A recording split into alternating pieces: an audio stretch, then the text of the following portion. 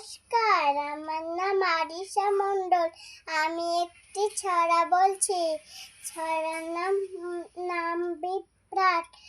লিখেছেন সর্বতালী মণ্ডল। শিয়াল দহের শিয়ালগুলো কোন বনে যে গেল।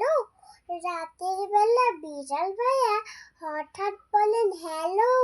হাতি খুঁজতে চললাম আমরা হাতি বাগানের কাছে, সারাটা দিন না পেয়ে তাই ভয় পেয়েছি পাছে।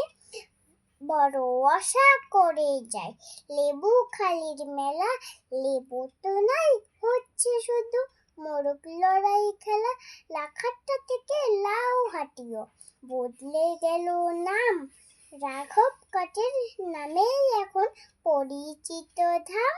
হাঁসখালিতে নেই তো হাঁস, ধামাখালিও তার কাছে, বসির মশাই না থাকলেও বসিরহাট ঠিক আছে।